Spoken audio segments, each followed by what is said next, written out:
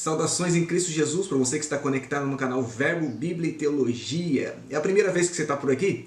Seja muito bem-vindo, sinta-se bem, eu sou o pastor Júlio Rocha. Se você quiser se inscrever, fique à vontade, assim você nos ajuda a propagar a palavra do Senhor. Amém? Hoje nós vamos meditar sobre as línguas estranhas, a aplicação das línguas estranhas, alguma etiqueta que possa haver, alguma orientação bíblica que possa haver aí com relação às línguas estranhas. E mais especificamente nós vamos tratar aqui sobre o que as línguas estranhas não são. Amém? E para consubstanciar essa minha fala sobre especificamente o que as línguas estranhas não são, eu gostaria de deixar um texto de Jesus Cristo, segundo o Evangelho de São Mateus, capítulo 7, verso 6. Não deis aos cães as coisas santas, nem deiteis aos porcos as vossas pérolas, para que não as pisem e voltando-se vos despedacem. Meus irmãos, discorrendo rapidamente sobre esse texto aqui, ele está falando sobre julgamentos e principalmente a ordem de Jesus, não julgueis, porque assim como você julgar alguém, alguém vai julgar você. E principalmente no verso 4 e 5, Jesus vai falar sobre a hipocrisia de pessoas que têm uma verdadeira trave. Jesus usou uma figura maximizada para exemplificar o erro na vida de quem realmente julga. Amém? Em face daqueles que são julgados, que provavelmente têm ou tenham pecados menores do que a pessoa que julga. Ah, pastor, mas tem pessoas que têm pecados maiores, menores, tem pecado, pecadinho, pecadão? Sim, existe. E eu convido você a assistir esse vídeo que está aqui em cima, que vai falar exatamente isso para você, com provas, com substâncias bíblicas, amém? Sobre isso, ok? Mas esse não é o foco do que nós vamos dizer aqui. O foco disso aqui é o seguinte: quando Jesus fala sobre a pérola aos porcos, principalmente, que é o que nós queremos dizer aqui, Jesus está tratando sobre o julgamento de um conceito. Amém? Nós temos que entender a Bíblia como a revelação da vontade de Deus e um livro vivo, um livro que revela coisas, as mais variadas coisas, todos os dias de forma diferente, porque é um livro vivo. Amém, irmãos? Portanto, quando Jesus fala, não deis aos cães as coisas santas, note bem, os cães não podem comer coisas santas e nem os porcos pérolas. Há um paralelismo, um hebraísmo aqui que Jesus usa, que são verdadeiras preciosidades, falando de coisas ou de animais que na verdade possuem instinto e não possuem raciocínio. Ok? Ou seja, Jesus está querendo dizer que mesmo que se dê coisa santa aos cães, mesmo que se dê pérolas, ou seja, as coisas santas aos porcos, eles não vão deixar de ser quem são por um atributo que lhes deram. Portanto, não gaste com isso. Ok? Cada coisa no seu devido lugar, disse Jesus. Ok? Portanto, o conceito de julgamento que Jesus tem aqui, ou que Jesus dá aqui, é daquele que de repente julga alguém que é melhor do que ele, ou menos pior do que ele, ou de repente alguém que está lá julga de cá e a gente aceita esse julgamento.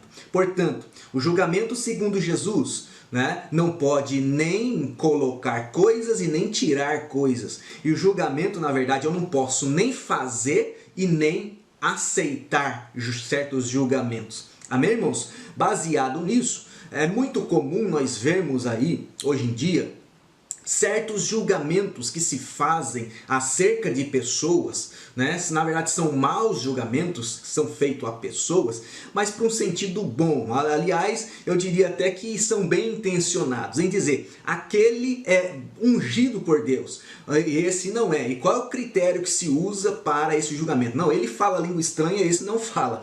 Irmãos, é um tipo de julgamento que entra exatamente nesse conceito. Ok? Quando você faz isso, você dá pérola aos porcos e também coisa santa aos cães. Quer dizer que o irmão, abençoado ou não, ele é um cão, ele é um porco? Não, mas o conceito que Jesus falou é exatamente isso. Okay? E ele pode vir a se tornar um cão ou um porco a partir do julgamento bem intencionado, mas um mau julgamento que você faz acerca disso, reputando a certa espiritualidade, a certo irmão, por aquilo que ele fala, por aquilo que ele faz. e não por aquilo que ele é na sua essência. Ok? A espiritualidade, nós temos que entender que é algo essencial ao crente e não aparente, não algo que seja fenomenológico, não algo que seja aí transcendente, ok? Pode ser que seja transcendente, pode ser que seja um fenômeno, ok? Mas ela tem que parecer na sua essência e não na sua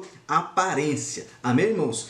E diante disso é muito comum nós vermos pessoas que se expressam, a maioria das vezes, por línguas estranhas, ninguém entende nada e diz que aquele irmão, aquela irmã é espiritual. Pode convidar para pregar, porque ele é uma benção, fala língua estranha e é usado nos dons espirituais. Irmãos, isso não tem nada a ver com espiritualidade, isso não tem nada a ver com o pentecostalismo bíblico e é exatamente sobre isso que eu quero falar, porque até mesmo eu já caí nesse engodo, amém? Já caí nessa aparência, neste místico, e nós temos que parar, colocar o pé no chão e sair do místico para entrar naquilo que também é baseado na razão, e quem confere isso é o tempo e a experiência e a palavra de Deus sobre todas as coisas. E isso é verdade, irmãos, com o tempo a gente vai vendo, né, que as coisas não são bem assim. Com algum conhecimento advindo aí da pesquisa, também da prática de vida cristã, algumas distinções vão aparecendo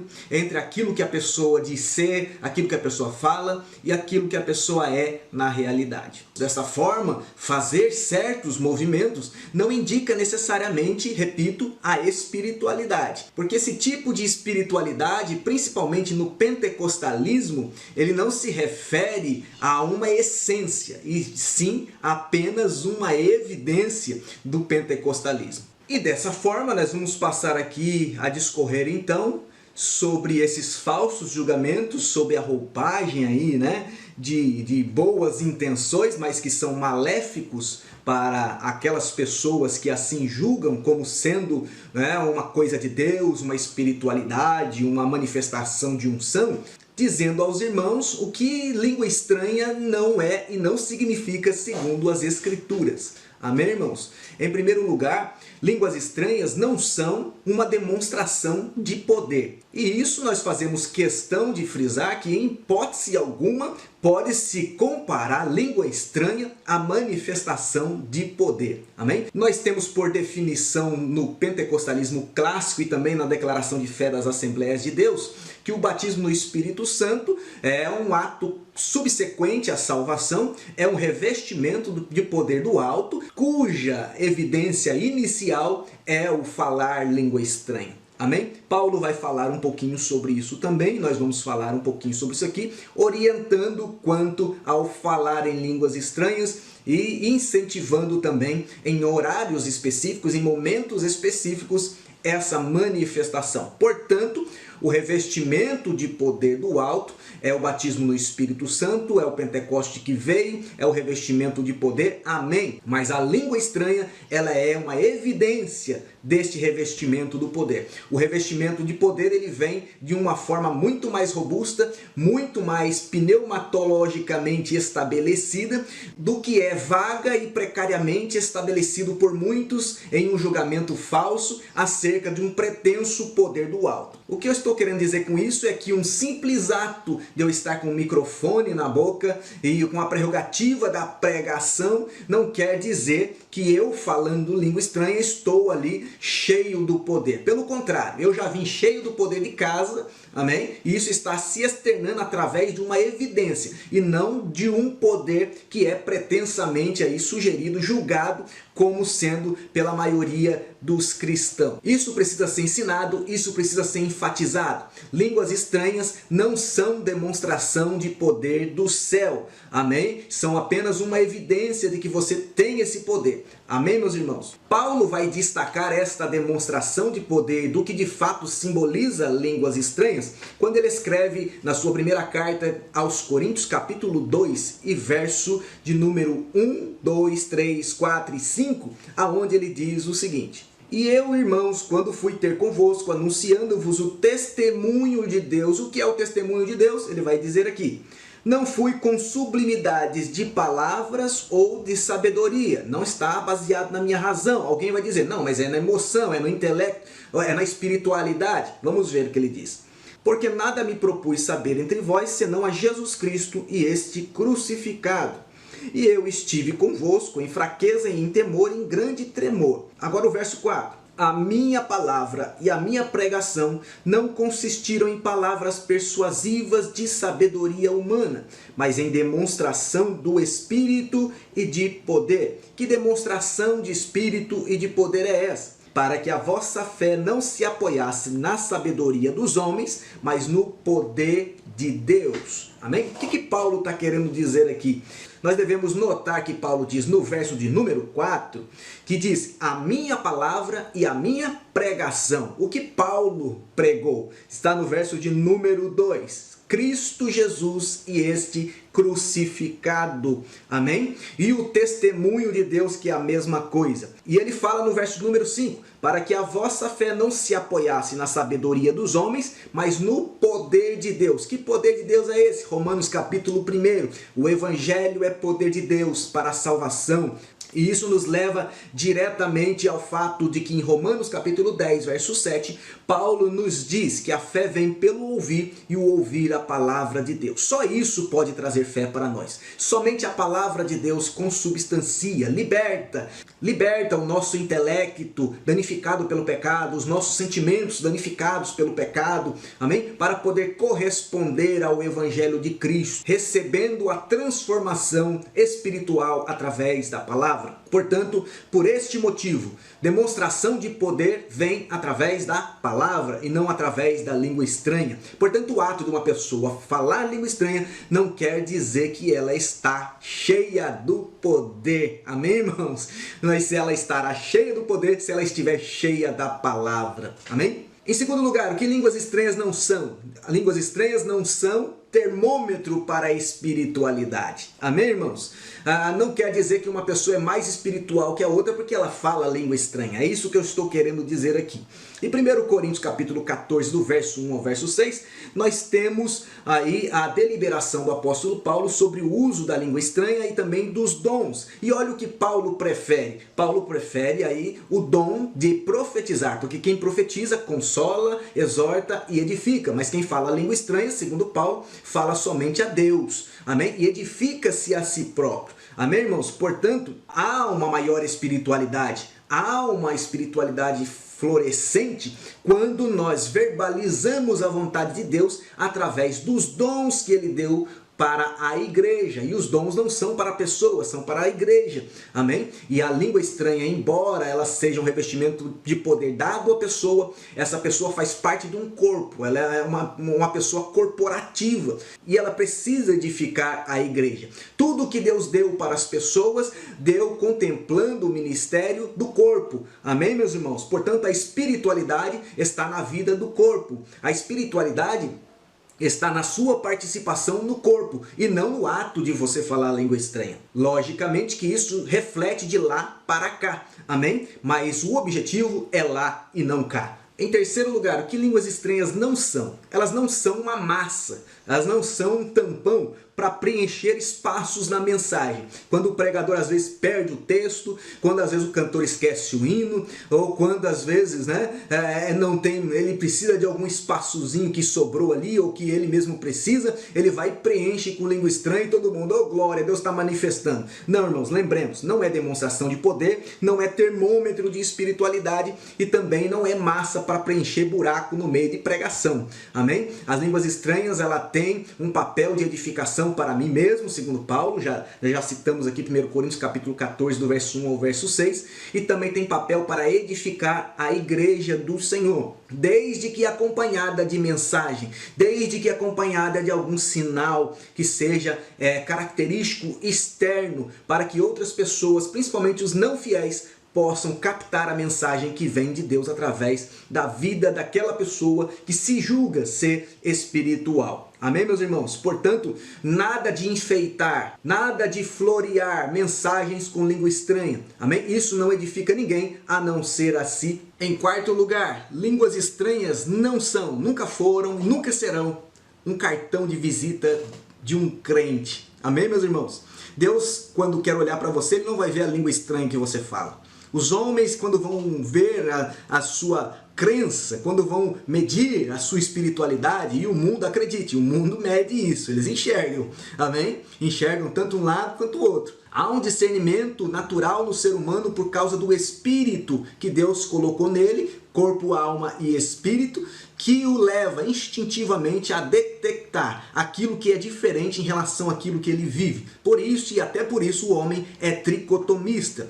E é por isso e até por isso que o homem não está morto em seus pecados e delitos. Ele está separado, morto adjetivo e não morto substantivo. Amém? Portanto, meus irmãos, quando Deus quer olhar para você, não é a língua estranha que ele enxerga. Quando o mundo quer olhar para a sua vida, não é a língua estranha que ele enxerga. Quando Deus quer olhar para você, Deus enxerga a fé, porque sem fé é impossível agradar a Deus. Amém? A fé no Filho de Deus faz com que Deus olhe para Jesus e nos enxergue. Que mistério, né, irmãos? Esse é um mistério aí da substituição, né? É um mistério que esteve oculto, segundo Paulo escreveu aos Colossenses, mas que agora foi revelado, que é Cristo. O mistério é Cristo. Amém? E a relação de Cristo com a igreja faz com que nós tenhamos comunhão com o Senhor nosso Deus. Quando o mundo quer olhar para nós, o que é que ele enxerga? Ele enxerga as obras. Portanto, fé e obras. E Paulo vai dizer que obras sem fé não salva, e Tiago vai dizer que fé sem obras também não salva. Portanto, através da fé eu me relaciono com Deus, e através das obras eu me relaciono comigo mesmo e também com meus irmãos, perfazendo assim um triângulo do relacionamento. Amém, meus irmãos? Portanto, línguas estranhas não são o cartão de visita do crente. O cartão de visita do crente é a fé e também as obras. Amém? Em quinto lugar, as línguas estranhas não são e nunca serão o carro-chefe do pentecostalismo. No começo desse vídeo eu já mencionei para vocês que as línguas estranhas não são a essência do pentecostalismo, e sim a evidência do batismo no Espírito Santo. Mas qual então, pastor, é a essência do pentecostalismo? O pentecostalismo bíblico, vivido pela igreja primitiva, está apoiado numa base de 4 pés. O primeiro deles vem do grego querigma, que significa pregação da palavra de Deus. O pentecostalismo está essencialmente atrelado à palavra de Deus. A segunda base vem do grego koinonia, que quer dizer comunhão, convivência social. Olha aí o relacionamento meu comigo mesmo e meu com o próximo. O terceiro pé desta base vem do grego diaconia, que quer dizer serviço. Não somente a koinonia, que é uma comunhão interna,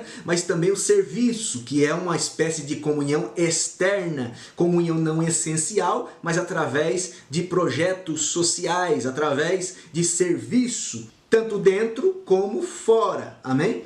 E em quarto lugar, para fechar os pés dessa base, vem a didascalia, que é o ensino. Amém? Portanto, o carro-chefe do pentecostalismo é a pregação da palavra, é a comunhão, é o serviço e é o ensino. Amém? E veja que não tem nada a ver com língua estranha, mas sim as instruções acerca dela, o uso pautado dela, a edificação através dela, acompanhado de outros serviços, amém? De natureza que a língua estranha sozinha, como diz Paulo, para nada resolve ou nada resolve. Amém? E em último lugar, para fecharmos esse vídeo, línguas estranhas não são garantia de salvação de ninguém. Amém, irmãos? Não é garantia de espiritualidade, não é garantia de pentecostalismo e não é garantia de salvação. Amém? Isso fica muito claro ainda na passagem de Mateus, capítulo de número 7, do verso de número 21 até o 23, onde Jesus nos diz o seguinte, acompanha aí. Nem todo aquele que me diz, Senhor, Senhor, entrará no reino dos céus,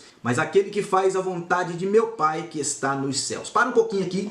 Só aqui, meus irmãos, só nessa pancada que Jesus deu logo de início, nós já matamos a charada aqui. Não adianta dizer, tem que fazer. Amém? E fazer o quê? Fazer a vontade do Senhor, não a nossa. Jesus já tinha ensinado no capítulo 6, para nós orarmos assim, seja feita a tua vontade. Amém? Continuando aqui, Jesus agora vai aplicar o que ele acabou de dizer. O que ele disse foi mandamento. Não vai entrar lá quem diz, vai entrar lá quem faz. Amém? Agora no verso 22 ele vai aplicar, dizendo o seguinte, muitos me dirão naquele dia, Senhor, Senhor, não profetizamos nós em teu nome? Muito mais do que falar língua estranha, perceba. E em teu nome não expulsamos demônios? Muito mais do que falar língua estranha. Veja aí. E em teu nome não fizemos muitas maravilhas? Muito mais do que falar língua estranha. Por quê? Porque tudo isso aqui foi na prática. Tudo isso aqui foi visível para o mundo ver. E língua estranha é algo abstrato que só edifica o crente. Mas mesmo assim, Jesus lhe diz: então lhes direi abertamente, nunca vos conheci, apartai-vos de mim, vós que praticais a iniquidade. Na verdade, o que Jesus está mostrando aqui é que eles diziam uma coisa, mas faziam outra coisa. E dizer, irmãos, sem fazer, para Deus não adianta nada. Amém? Sem fé é impossível agradar a Deus. A fé, diz João, está no seu Filho. Ou seja, a fé que Deus procura num homem está no Filho Jesus. Tem que renunciar a si mesmo, pegar a sua cruz e seguir após Jesus. Amém, meus irmãos? Portanto, para concluirmos este vídeo, fica aqui o meu reforço. Não julguemos segundo a aparência, meus irmãos. Não é porque se fala língua estranha, aliás, nunca se viu uso tão indiscriminado de línguas estranhas, principalmente em igrejas pentecostais. Não, isso não quer dizer que há uma espiritualidade na igreja, no pregador, no ensinador, e também não quer dizer que não há. A espiritualidade, ela é um processo, ela está atrelada ao fruto do Espírito, à comunhão com Deus, e não ao dizer, e sim ao fazer. Amém? Você gostou desse vídeo? Foi útil para você? Pode ajudar alguma pessoa que você conhece que tem dúvida também? Então compartilhe esse vídeo. Ajude-nos a propagar a palavra de Deus através do ensino. Amém? Se você não é inscrito nesse canal, se inscreva para receber as próximas atualizações, os próximos conteúdos que vem por aí. Não deixe de curtir esse vídeo também, irmãos. Esse cliquezinho que você dá aí não custa nada e nos ajuda mais muito, porque fazer esses vídeos dá um trabalho danado. Assim você está nos abençoando daí para cá e nós te abençoamos daqui para lá e nós vamos assim até chegar no céu. Amém? No mais, que Deus abençoe a sua vida e até o próximo vídeo, se Deus quiser.